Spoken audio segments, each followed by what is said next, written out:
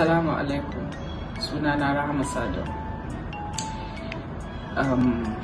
Ina yin wannan bidiyon ne saboda in yi magana akan abubuwan da suka faru a kwana ɗaya da kwana biyu da suka wuce. Abu ya taso akan hoton da na saka, kuma abun ba mai daɗi ba ne, kuma duk wanda ya sani yake bi na ya san cewa ba zan taɓa yin abin nan har cikin zuciyata ba kuma da niyyar, ban kuma saka wannan hoto da niyyar abin da ya faru ba. Hasali ma ban ma san ya faru ba sai da aka kira ni aka fara gaya min cewa ga abin da yake faruwa.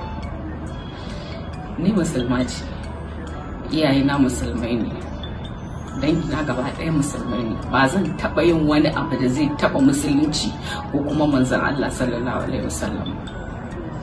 Wannan mutanen, ko kuma in ce mutumin da ya yi wannan furicin a ƙasan hotona, duka idan muna bibiyan abin da yake faruwa a duniya mun san cewa muna cikin wani situation yanzu da ake yakar musulmai. So mutum yana neman wani gaba ne kawai da zai samu ya ci mutuncin musulunci, sai kuma kaddara ta fada a kan hotona. Ni ina ɗaya daga cikin waɗanda suka yi ta yakan abubuwan da ke faruwa a Faransa. Duk wanda yake bina zai gani.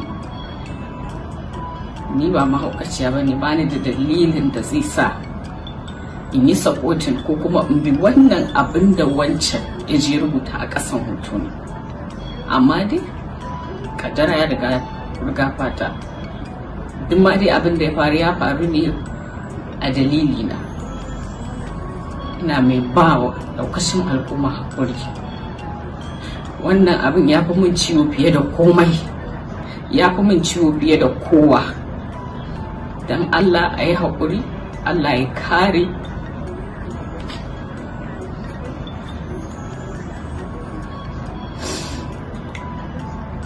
Mu yi haƙuri,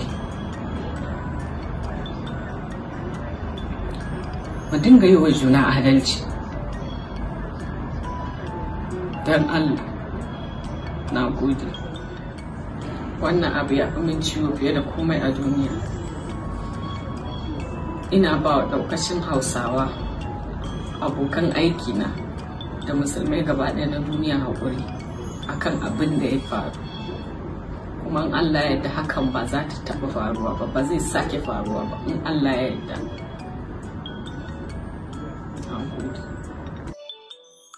To kamar yadda kuka gani dai, Rahama Sadau ce ta fashe da kuka akan wannan lamari da ya faru, inda wannan hoto da ta saki na tsaraicinta gadon bayanta a waje, a wannan hoto da ake ta yama ɗinsa ake ta cece kuce a kansa kusan akalla kwana 3 kenan. Wannan hoto babu shakka ya ɗauki hankalin mutane, duba da irin yadda aka ci zarafin Annabi sallallahu alaihi wasallama a ƙarƙashin comment ɗin da yake ƙasan wannan hoto na Rahama Sadau. Babu shakka Rahama Sadau ta yi wannan bidiyo ne domin ta nuna wa mutane cewar abin bai mata daɗi ba ita kanta, sannan kuma da ta san da faruwar wannan abu ba za ta yi ƙasa a gwiwa ba, za ta fasa ɗora ma wannan hoto, duba da cewar ita musulma ce, sannan kuma ta tuba akan wannan abu da ta aikata.